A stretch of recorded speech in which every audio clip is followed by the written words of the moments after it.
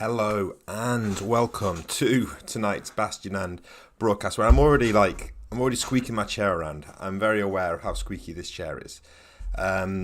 Thank you for joining me tonight. And tonight we're doing something.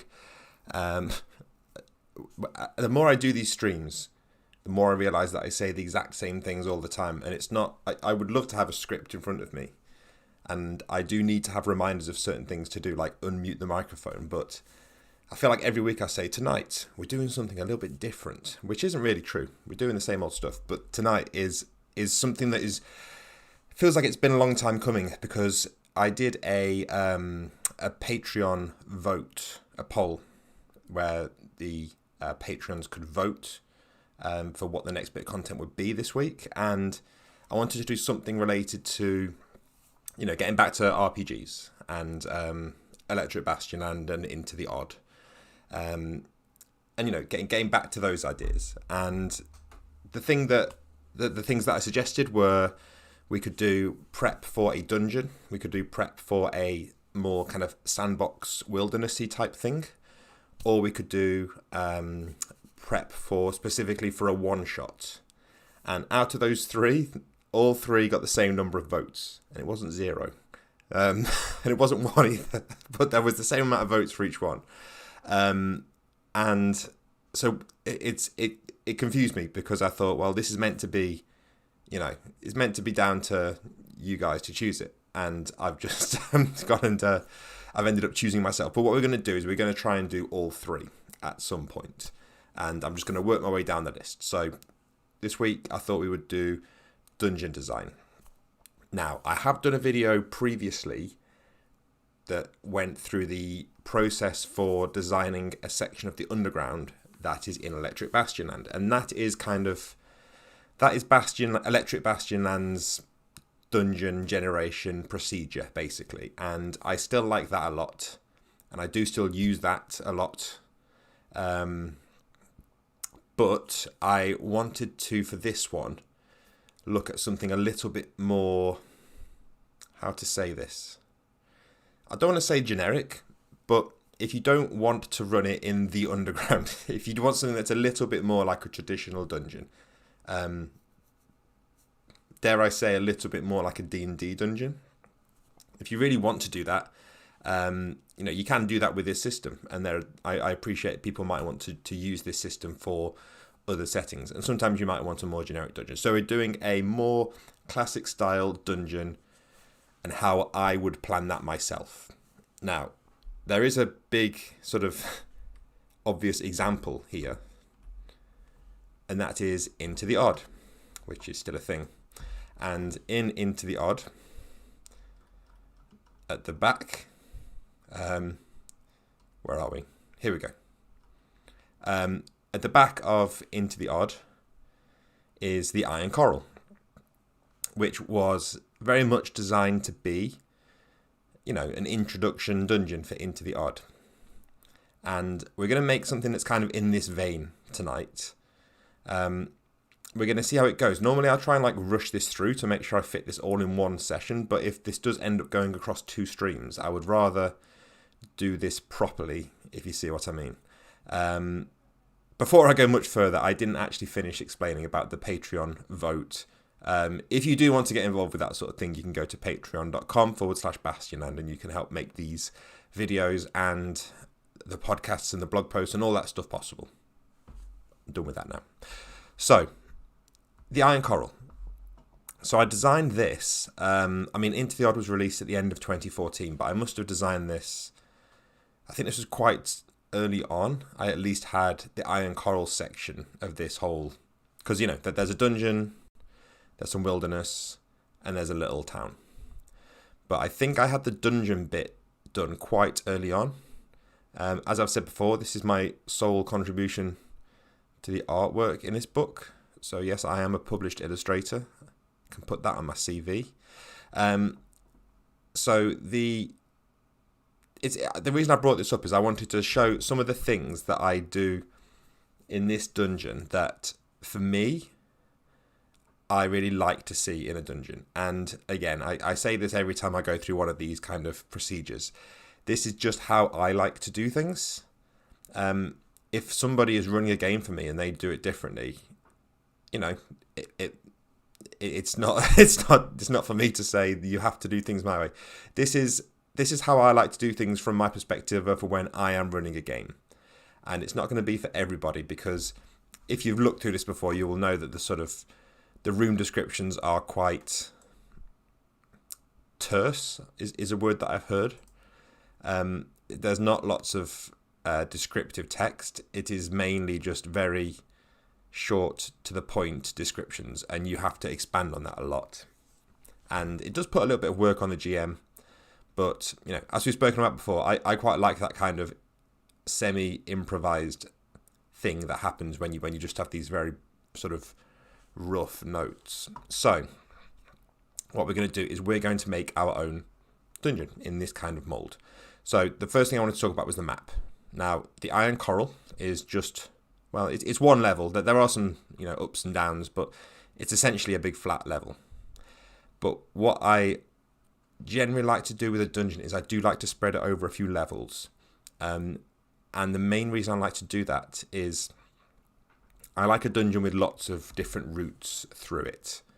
It might sound super obvious, like, I'm sure there are people that enjoy linear dungeons where you work from one end to the other. But I think for me, having the exploration element is what really appeals to me about a dungeon. I love that idea that you might be going down a corridor that you're not meant to go to yet, and you might accidentally find your way right to the bottom through a really direct route. Or you might end up going around in a circle and getting back to where you started, and then you need to sort of rethink your whole sort of navigation strategy. So what makes that work is a system. I've heard it called Jacqueing the dungeon, after Janelle Jacques. I've never had to say Jacques out loud, so apologies if that's not how the surname is pronounced. And in short, it kind of comes down to having lots of loops. So if you imagine, if 0 is the start of this dungeon, you've got, you could go into room 1, then to room 13, down to room 11, 12, 10, 9, 8, 5, and then back to 1. So you've got a loop. Or you could do 1 to 4 to 7 to 6 to 8 to 5, and then back. That's a little loop. And there's lots of little loops here. And these loops are kind of punctuated by the very occasional dead end. And I don't really use dead ends that kind of, well, the amount of distance the dead end is from the main series of loops, I would say the more important it needs to be. So this area, 14 and 15, is kind of a bit of a climactic area for this dungeon. So the fact that these are at a dead end is important. And room 18 here, that has these two little rooms off it, this is kind of a dead end, and because this is kind of where two quite important items are. And I say important, when I'm designing this dungeon, I don't include anything that is crucial for the players to experience. I want to have, even if two groups come in and go different directions and have completely different experiences, I don't want them to feel like they haven't experienced the dungeon. I want them to, I want them to still have a sort of overall tone and feel, but I don't want them to feel like they've necessarily sat through the same film where they say, oh yeah, remember that third room. I want them to talk to each other and say whoa, where was that? We didn't get anywhere near that area. So yeah, that's that. For a really good example of how this is done, if you've played Hollow Knight, that map is brilliant. The way that map is laid out with its different areas, that is like a masterclass of dungeon design, effectively, in a video game. And I hadn't played that until really recently, but when I played it, it sort of clicked. It's they're doing a lot of things that I really like to try and do in my own dungeons. Now, like I said, this is only one level, but what I would also like to have in here, if I was doing a multi-level expansion of the Iron Coral, which would be kind of cool to do, if I was doing that, I would want to have at least 2 different ways to get down to the next level, and have those enter into different ends of the next level, and then have at least one more level with the same. And then you've got loops within loops then, and you've got like 3 dimensions of loops, and it's kind of a big fun place to explore. Wyatt Schaefer says, they've had a hard time focusing while trying to make a dungeon like this, and they appreciate the terseness of the descriptions. This is the thing, like, these short descriptions, some people aren't going to like them, but I think that the people that do like them are going to really like them, and that's always what I try and do. I want to try and make something that is going to click for some people, rather than something that everyone just kind of tolerates. And Sage Damage saying about a supercapacitor, which was a little dungeon that I put out for free a while back. And yeah, that kind of had the same sort of thing. So I've talked about it enough. We're doing it. We've got our super high-tech tools. We've got Paint and WordPad. I do have proper software down here for like layout and graphic design and stuff, but for the streams, I just find it, I just enjoy the simplicity that comes with this. So we're not going to muck around too much with thinking about the layout. I'm just going to show you what I mean about this whole loops thing. So I'm going to just throw down some rooms. And believe it or not, this is actually pretty close to like what I do when I'm designing a dungeon. I do just kind of start putting stuff down.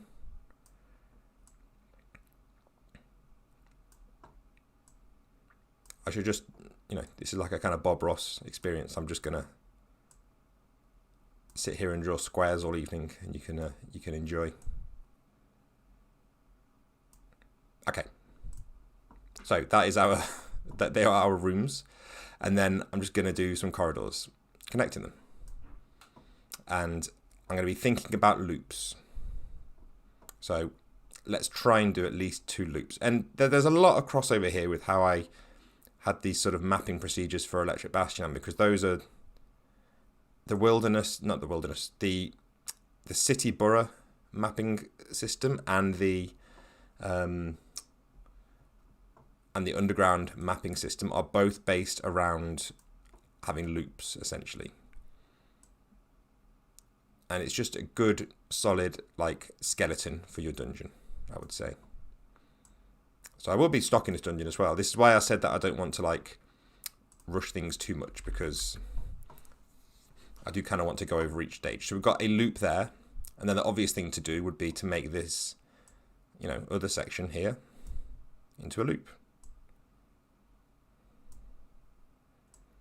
And I know what you're thinking, and we will get to it, because there's an obvious problem with if you just stopped here. But rest assured, there's more method to go here. And you know what? I'm actually going to have this loop go this way because it looks a bit nicer. So we have like a 2-loop dungeon. We have this loop here on the left and this loop here on the right, and then this corridor is kind of, I guess, part of both loops. Now you can leave it there, but do you remember what I said about having dead ends be kind of like important rooms? So what we're going to do is we're going to add a couple of dead ends that are going to be like important rooms. And we'll put another one down here.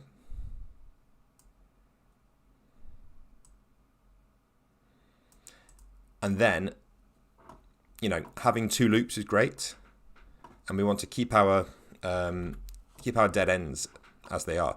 But I like to add at least one kind of shortcut between each loop. So we're going to put a little circuit breaker here.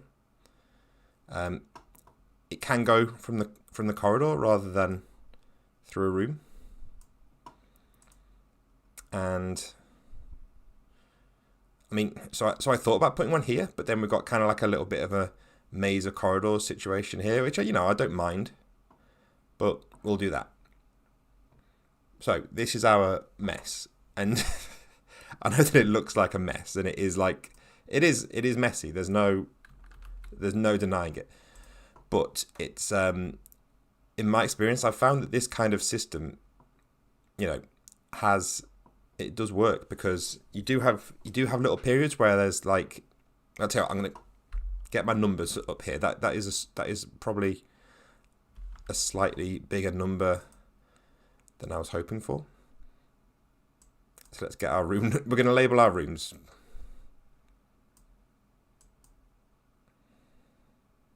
I'll tell you what, like, you know, I will sing the praises of Paint, but it does not like text. Like, working with text in Paint is a nightmare. See, it already looks terrible. And I was just about to say, I guarantee I'm going to miss a number, so I've already done it. So I would normally have a slightly more, slightly less nonsensical sequence of numbers here. But all that matters for now is that we're actually giving our rooms numbers. And you'll notice that I'm not giving the corridors numbers. And I don't really use like that much interesting corridor stuff, to be honest. I tend to have all my interesting stuff in the rooms, which is kind of weird. But then when you actually look at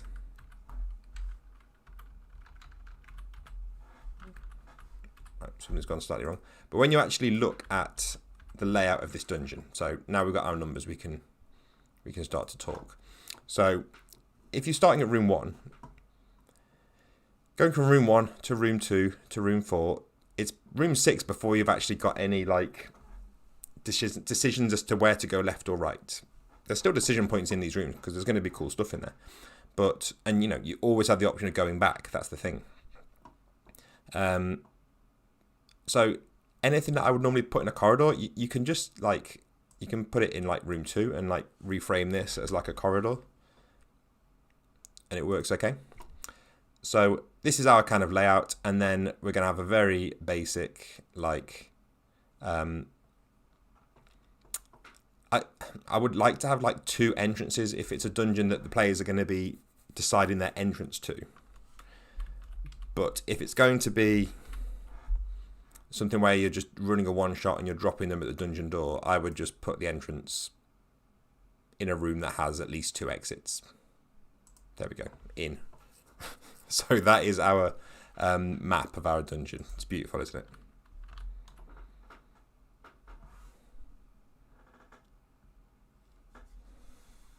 We have a question. How do you make corridors interesting? I've never liked them as long, windy transitions, and always wondered what you can do in there other than like a pit of spikes. So I think, like I've just said, the real answer, if I'm being completely honest, is I don't really make them that interesting. I usually don't include descriptions of corridors. I tend to just, I mean, let me look at what I did with Into the Odd. I don't think I had anything. Did I have just a description here? No, there's no. Well, there's not really many corridors. It's a very condensed dungeon because I wanted to get as many rooms as I could into this space. But what I like to do generally is, if I'm having a multi-floor dungeon, I'll make sure each floor has its own like flavor in terms of the corridors, so that when you're in the corridors, you're getting a little bit of the sort of flavor of the floor that you're on or the area that you're in. Yeah, if anything that I would normally put in a corridor, I think I would usually just put in a room. I don't know. I just don't. That's just how I do it, to be honest. And it's not really come up that people say, oh, you know, we had fun, but your corridors are a bit shit, mate. Are you gonna flesh out your corridors next time we play? That's a terrible turn of phrase. I'm not gonna dwell on that too much. So this is our stream dungeon. Now, I thought I'd be bold and like not do any sort of planning or even really thought about this. I thought I'd be quite kind of candid and just be like, this is what I would do if I'm legitimately running a dungeon in a few days and I want to make a new one.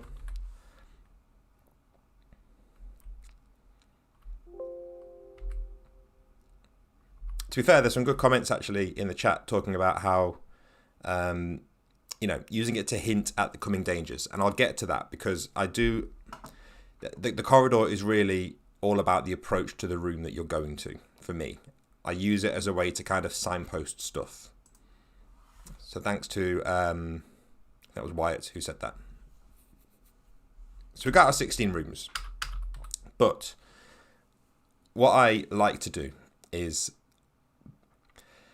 I do quite like the funhouse dungeon thing where you open a room and there's some weird stuff in there. I mean, there's a little bit of that going on in the Iron Coral, where the rooms. I don't really buy into this whole idea of like the dungeon ecology. Like, I don't need to think about where my monsters are getting their food. I could include that if it's fun or if it's cool, but it's not necessary for me, because generally, if something's in my dungeon and it's a monster, it's monstrous enough that I don't need to think about its food. It's doing something weird to sustain itself. You know, the obvious big example is like, how did the alien in Alien, like, what was it eating on the ship? And I've not seen Alien for a long time, so maybe someone will tell me, oh, it was tucking into the rations. But you know, it's not what I want the players to be thinking about necessarily.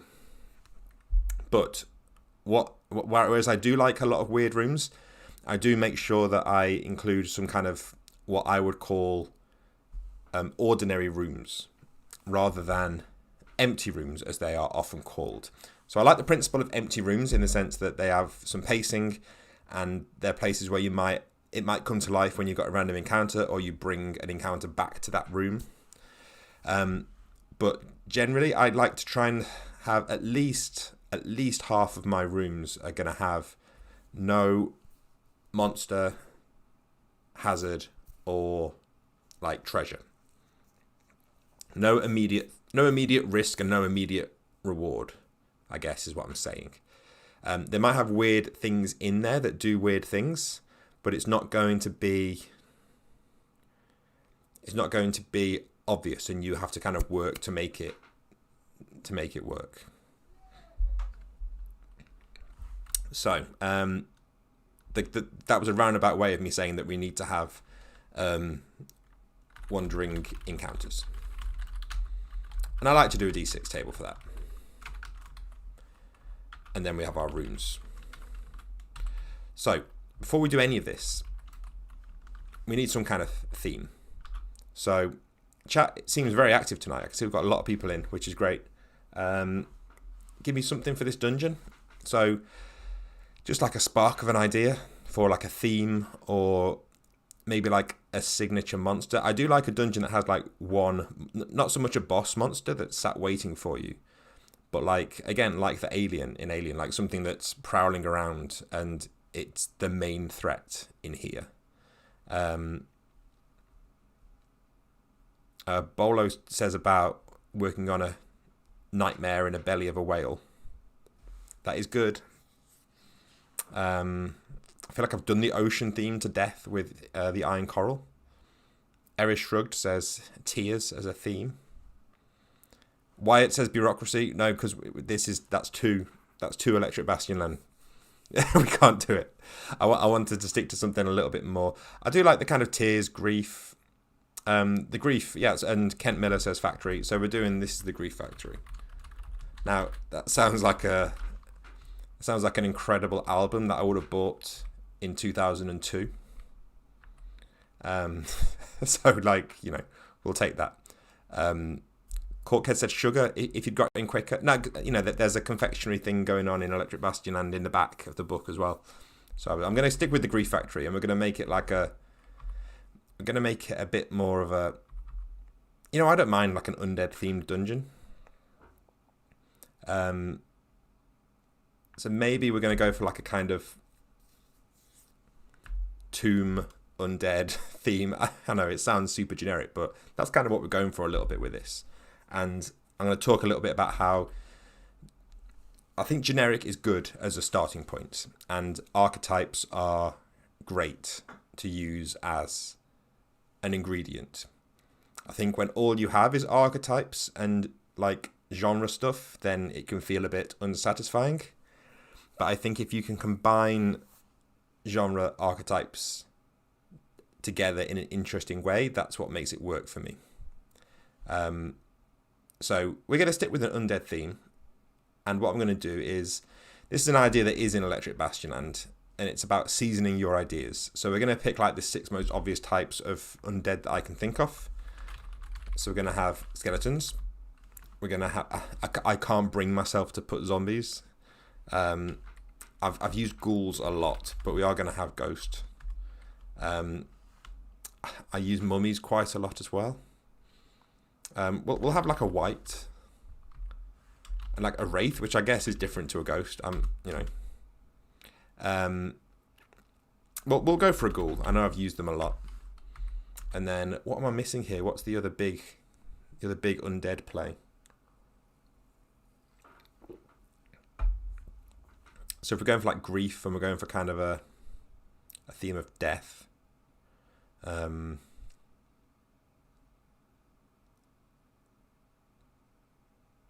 lich, yeah, and a lich would be great. I use liches a lot. If you saw my rating of every D&D monster, the lich was pretty high. So I want to do something. You know what? Skeletons are so good, I'm putting them on there twice. Now, we will come back to this. This is not my encounter table because that is a terrible encounter table.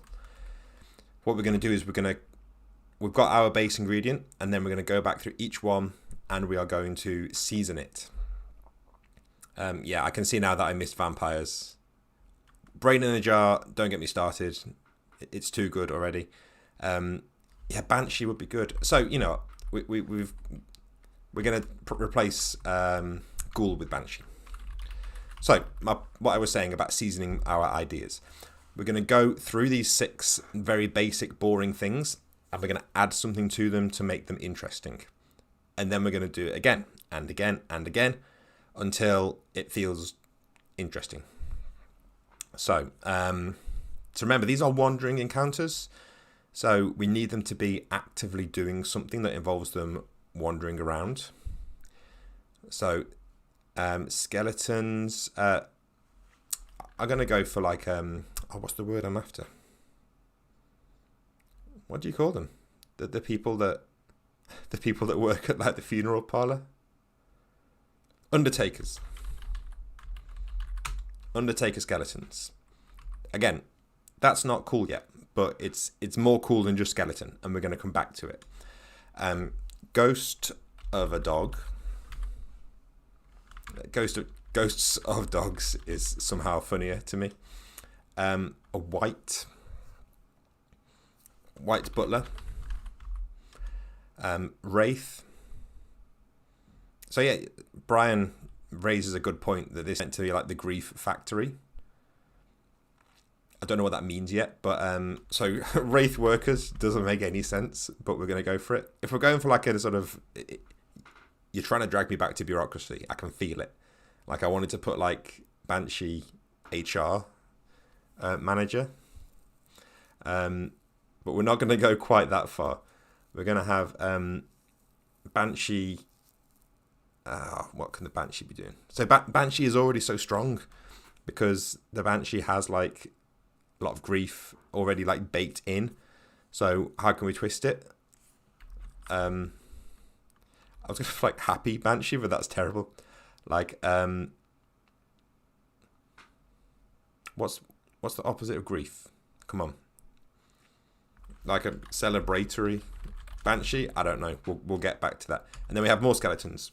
We have the Undertaker skeleton, so this is just going to be a singular skeleton.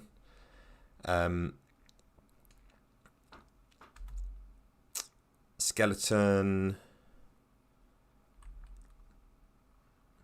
So I can see Widow was like an answer to an earlier question, but we're just going to go for like skeleton widower.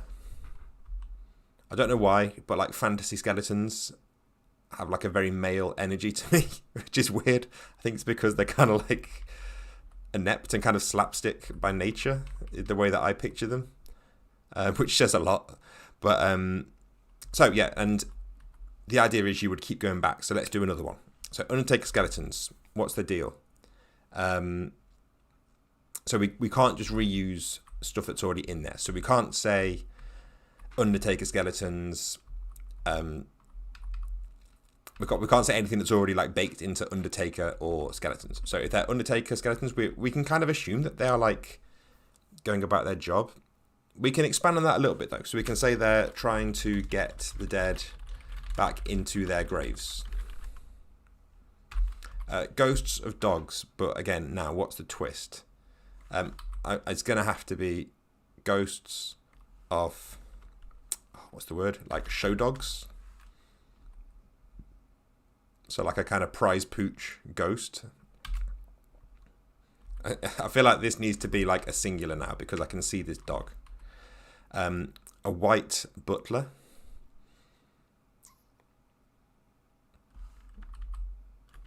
So like lazy, feels like it works.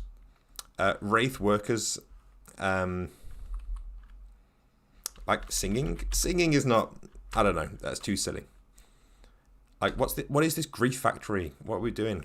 I'm guessing it's like the energy of grief is like coming out of here, I suppose. Wraith workers, it's you can see I just want to gravitate back to like Electric Bastion and stuff because there's lots of like union stuff in there. We're going to go for unionized Wraith workers because it's just too good to miss up. Celebratory Banshee. Let's do Celebratory Banshees. Getting rowdy. So they're like celebrating death rather than like mourning it. So yeah, it's like when there's like, when you're, well, this is you ready for a real fantasy scenario? This is like when you're out in a bar having a drink and there's like a hen party shrieking on the next table, but it's taken to the extreme and like they shriek so loud that your soul comes out of your throat or whatever banshees do. Skeleton Widower.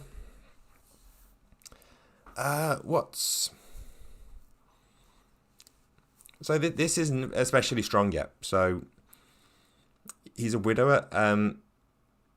So carrying his non-animated spouse. Okay, and then when you think you've got enough, so looking at this now, you might be like, yeah, okay, that's pretty solid. No, you keep going. You do at least one more. You have to stop after the point where you feel like you should stop. So let's do one more pass. Undertaker skeletons trying to get the dead back into their graves. So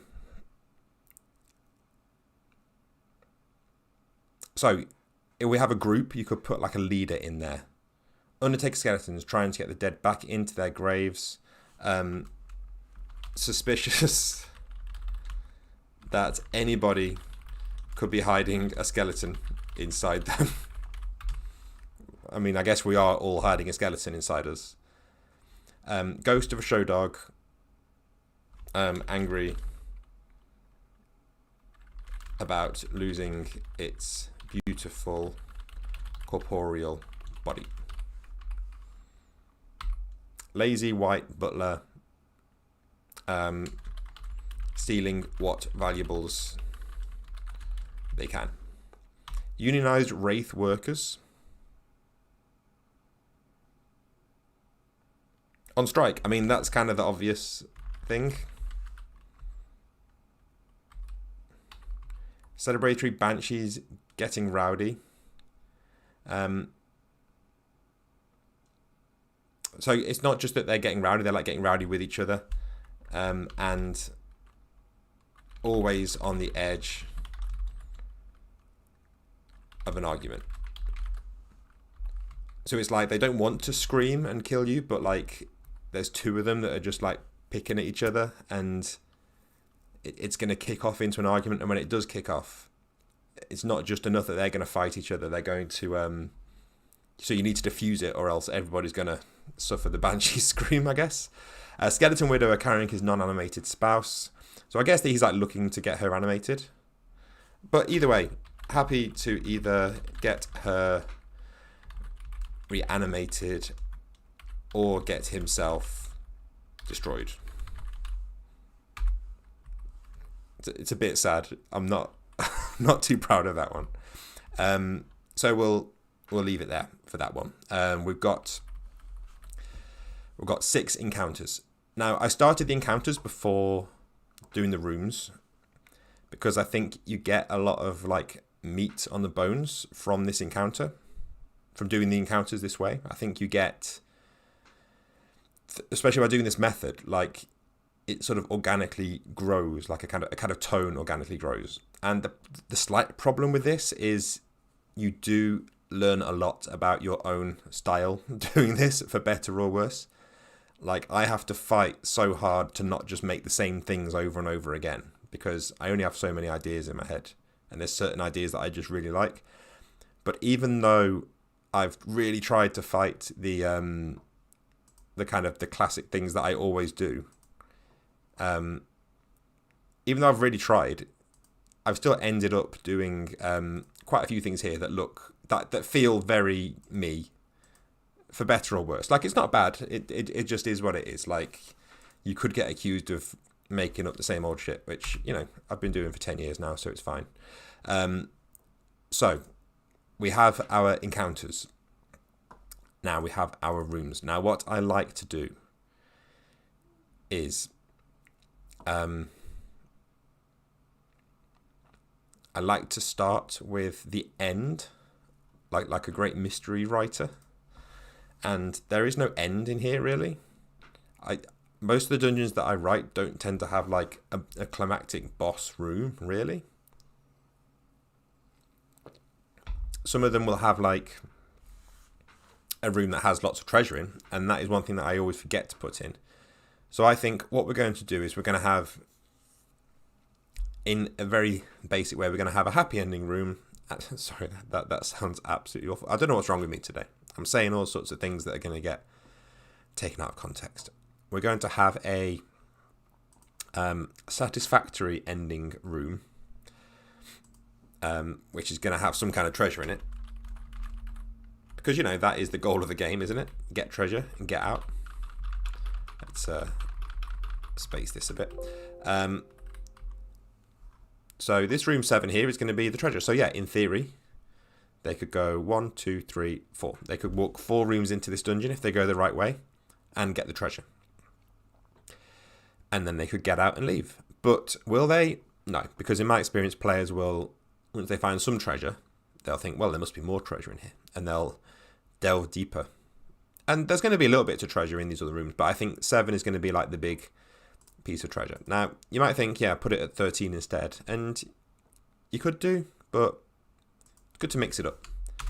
So 13 is going to be the death room, which is going to be something really nasty that's going to be like, maybe signal them to get out of there.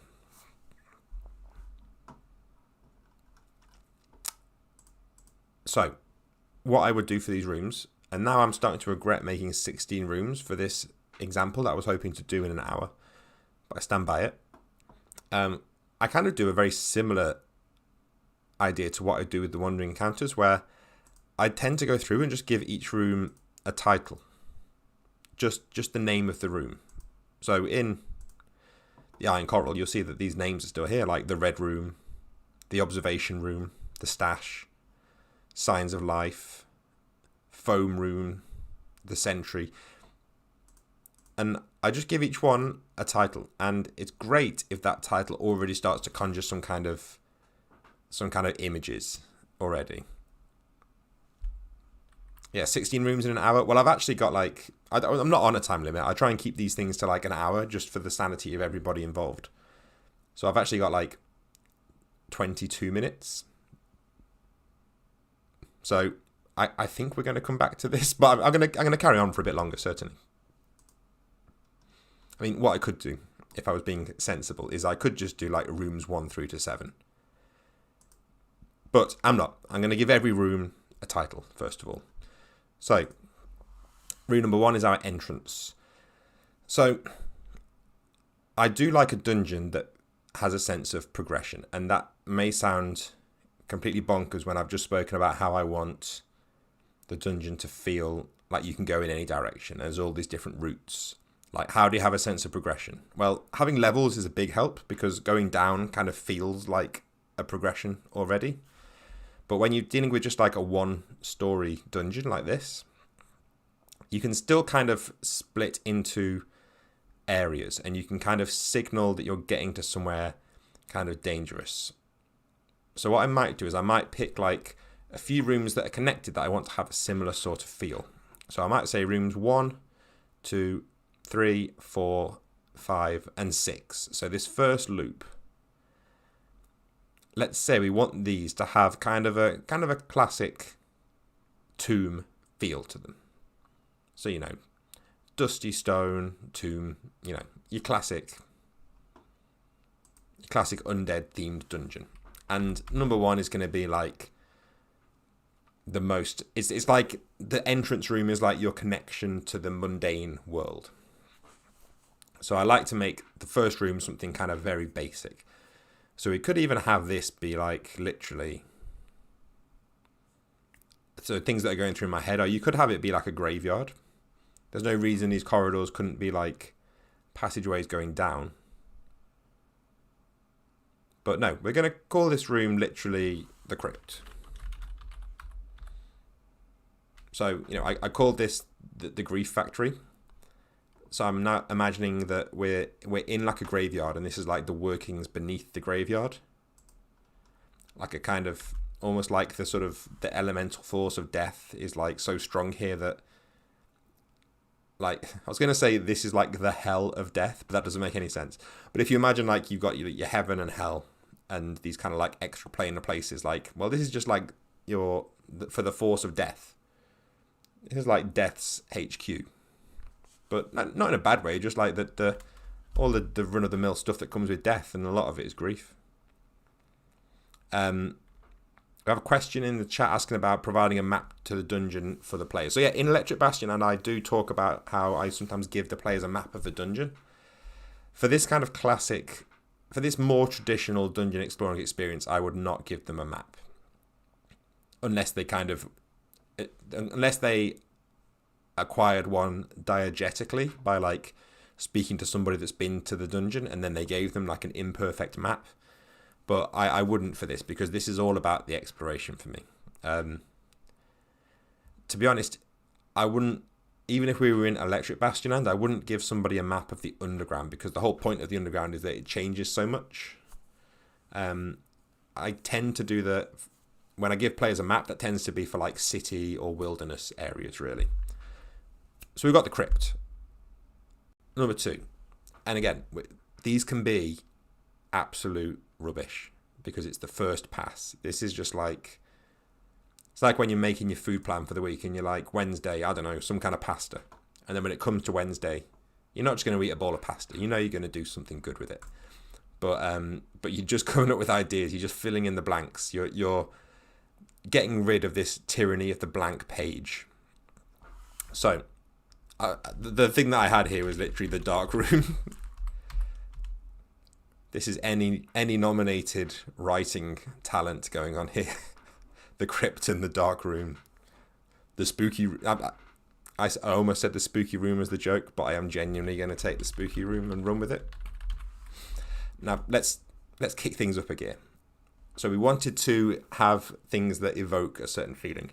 So for 4, let's have a coffin chamber. And yeah, 5 and 6, we wanted all these to feel the kind of tomby. You can just call this cobwebs. And 6 can be the bat cave. Like these, I mean, bat cave is a little bit unfortunate. Not rats. I can't be doing rats. I'm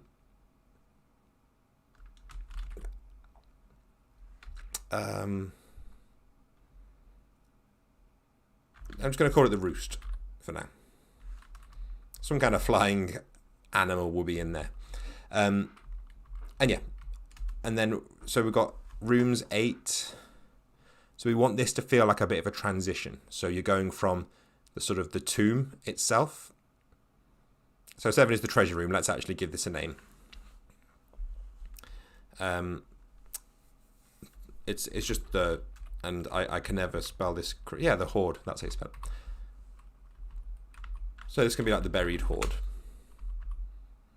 So, you know, so far, so boring. But we will come back and we'll add to this. 8. I think we want like 8, 9, and 10. 8, 9, 10, 11. I think they feel like they're kind of part of the same little mini ecosystem. So we want these to feel a little bit more like you're passing through some kind of threshold into like, and then we'll have rooms 12 through to 16 will be like full on otherworldly stuff. So this is like the threshold between just being in some tombs and being in the plane of death, if you like. So 8. We'll call this like the crying room. 9.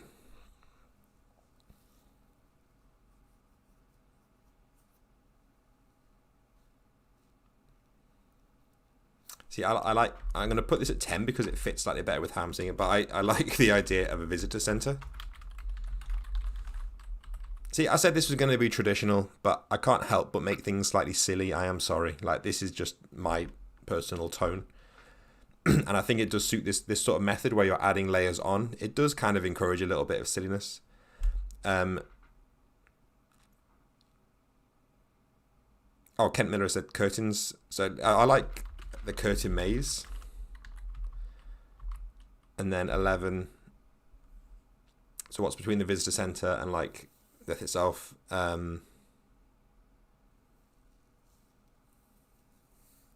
I'm just going to go with the lantern store. Doesn't mean much yet, but we'll get to it.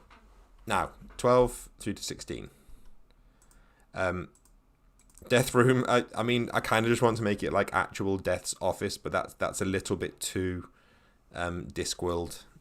As much as I do enjoy stealing from Discworld, I feel like I need to be a little bit more sly about it than that. And this is the problem. I can already see what's happening. And this is what I do. What's happening is, at the moment, I've put some treasure in, but even though this is literally like the grief factory, at the moment, the way that I'm picturing this, it doesn't sound too threatening to me.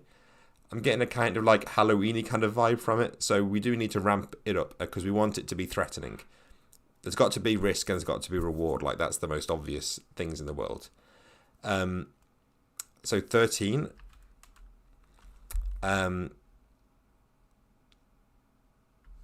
I've seen somebody in chat say the altar, so I'm just going to put that because it's a very evocative thing straight away.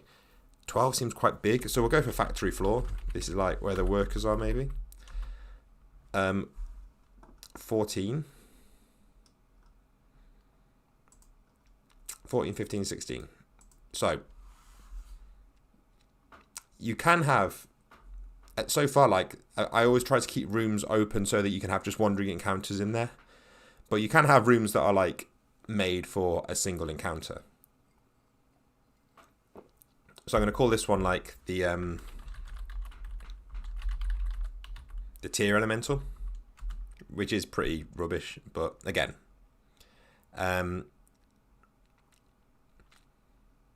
15 is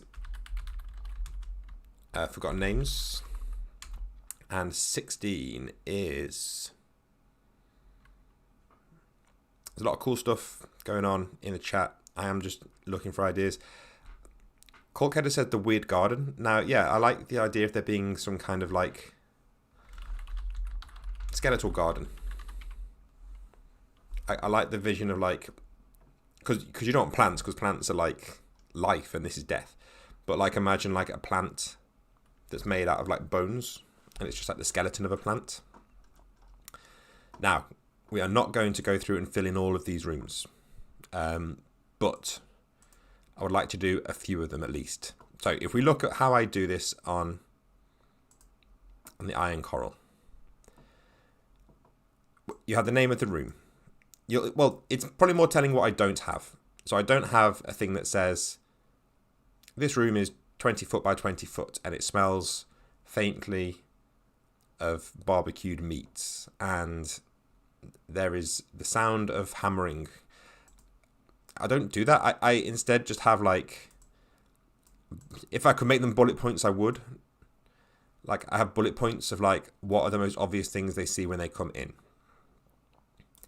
And sometimes the name will give you a bit of an idea. So like this Shellman Cave, it's telling you that it's a cave. Bellowing Corridor, again, it's telling you it's a corridor. And what I tend to do is, I just have the most obvious things that you can see in there, and then I have a list of the exits. And these exits are where I include sort of hints to what might be in the other room. So we're just going to do a few because it does end up being quite time consuming. So the crypt, the first thing we're going to do is put the exits in because I always forget to do this. So to the south, we have a passageway. And to the east, we have, I'm going to say this is like a crawl space. Now, what I always try and avoid, so I'm going to jump down here. What I try and avoid is having something where it's like north door, south door, because you've got to give them some information to make a choice. So even having it be a passageway in a crawl space is a choice, but when I put the details in, you can put extra information in parentheses for like information that can be discovered. So at the moment, if this was just literally an empty room, you would say, okay, so you enter the crypt, to the south there is a passageway, and to the east there is a crawl space. And then what I would do is I would put in the brackets some kind of sensory information about that passageway. So it could be a sound, it could be the temperature of the air from down there, it could be a smell, it could be like the sign of light or something. So at the moment I can see that number 3 is the spooky room. The crawl space is going through to the spooky room. I feel like the spooky room should have like really naff like music box music going on, like that was too jaunty a tune, but like a horror film, really rubbish soundtrack. So music box music is playing from down there, faint. And the south passageway, which goes to the dark room, I would just put like dark, dusty air. So already you've got a choice. You say to the south there is a passageway, and to the east there is a crawl space. A player says, can I look down the passageway or listen? And you say, yeah. You hold your lantern up, but the air is just thick with dust, and it's just like almost like the air itself is thick with darkness. And from the passageway, from the crawl space to your east, you can hear like something faint in the distance. And they say, well, what is it? Can I listen? And they say, yeah, it sounds almost like music box music in the background, really faint. And you've got a choice. Do you go towards the music box music where there is inevitably something creepy? Or do you go into the darkness where, in theory, it sounds safer, but, darkness has its own risks. But that's not a very interesting room in itself. You could absolutely leave it there. But I would give it at least 1 or 2 little details in the room, even if they're like red herrings. So in the crypt, I would have like crumbled sarcophagi. And doing these streams just proves that I don't know how to like spell or pronounce words. Crumbled sarcophagi. It's a classic. It works. I think one of the dungeons that I use, I don't use very many published dungeons myself. I tend to just make something myself. But the one that I do use quite a lot is Tomb of the Serpent Kings by Skirples. And that starts with the classic, like, busting open coffins area. And it just resonates with people. People are into grave robbing. They love it. So crumbled sarcophagi, and then we would put in brackets, like, what is there if they investigate further. So we just put like a few bone fragments. It's kind of good to start quite low key. And then I might put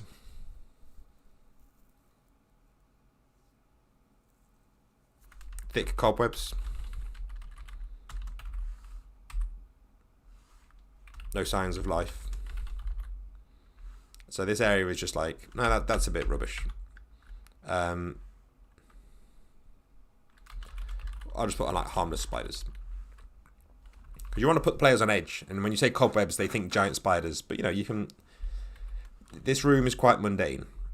And remember what I said about how it's good to start with this mundanity and then like build on it. So that it does feel almost like you're going through multiple levels of a dungeon, even when you're just on one floor. So, to be honest, I'm pretty happy with that.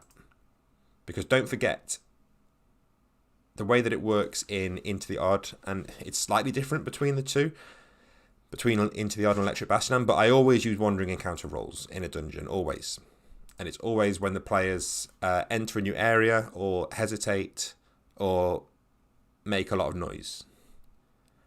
So, you know, your players might come in here and roll a random encounter straight away. And the Lazy White Butler is in here. And you can see how this would interact with this room, because even though there's not much in there, we've created a little bit of character around it. So why are the celebratory Banshees getting rowdy in the crypt? Well, you know, improvise. Maybe the crumbled sarcophagi belongs to somebody who they're celebrating the death of. You know, why is the ghost dog here? Maybe this is the dog's sarcophagus. You know, you can, the stuff that emerges from these, well, it is emergent, I guess, like these kind of emergent narrative that I keep wanting to say emerges. The emergent narrative that just kind of grows out of having all these random rolls. You've got to run with it, because that's the beauty of it. Yeah, or Remain83 says, happy death anniversary. Yeah, maybe these celebratory Banshees are celebrating one of their own deaths. But again, this dungeon's too nice, I think. I think I've I'm at the risk of just making all these too sympathetic, which is what I end up doing. I just make all my monsters like sympathetic and people don't want to fight them, which is good in many ways. But sometimes you do want to have at least some kind of threatening monsters in there. The dark room. North door, south door. We can't be doing that. So we have to make sure that our north and south matches up. And this is the bit that drives me mad. So room 1 to room 2. It was a passageway with dark, dusty air. So it's a passageway. And again, there's probably dusty air. Maybe it's thick with cobwebs. We're giving a hint. It's not so relevant here because the players will probably... No, because the players might have gone around, you see, and they might be down here trying to get their way back to the surface. So that might give them a little clue that they're headed in the right direction. To the south, a door. Yeah, let's have an actual door. So what's number 4? The coffin chamber. Let's have a reinforced wooden door. And we'll have it... I think like the coffin store is like somehow off limits. So we'll have it be like barred over. What's the word? Boarded up. No, because that wouldn't be a detail. Reinforced wooden door. It's boarded up from the other side. There we go. So the dark room. Thick darkness in the air. Lights slowly or gradually extinguish themselves in here. So again, just like a weird little effect that doesn't seem to do much on its own, but if you are running from a monster or you encounter a monster here, it adds flavour to it. Yeah, Wyatt says about, I think Wyatt interpreted the dark room as like a photography development room, which would make sense as well, but we're still in kind of the slightly more mundane area here. So thick darkness in the air, and what do we want on the ground? Or rather, what's causing this? Faint lights from the ceiling, or in the ceiling. So these are like...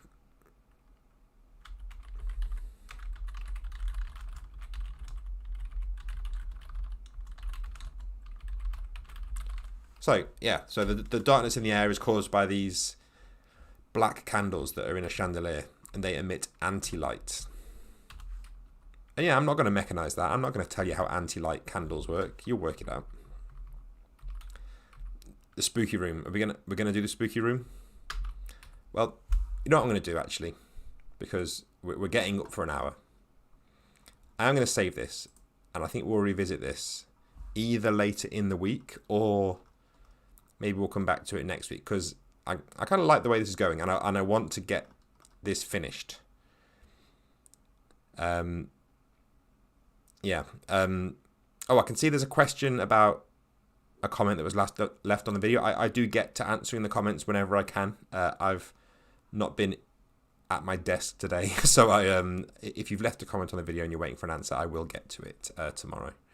But yeah, I think we're going to leave this one here today, and we will come back to revisit this grief factory either on Thursday perhaps, or more realistically, I think it'll be next week's stream on Tuesday.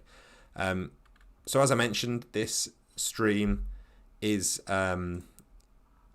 made possible by those people who support me on Patreon. And if you have enjoyed the stream,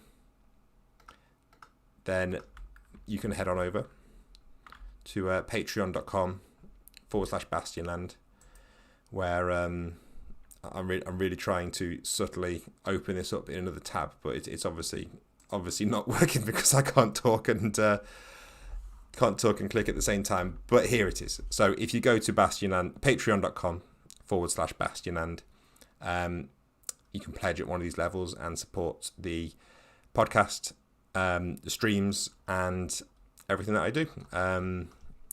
Blog posts, podcasts. So yeah, thank you again for watching. As always, you can keep up to date with anything that's going on at bastionland.com. This week I have been posting about Project 10, which is my miniatures thing, but I've got a few workings going on in the background with RPG stuff, so there will be some more RPG stuff going up as well. Until then, I hope you've all enjoyed tonight's Bastionland broadcast, and until next time, bye for now.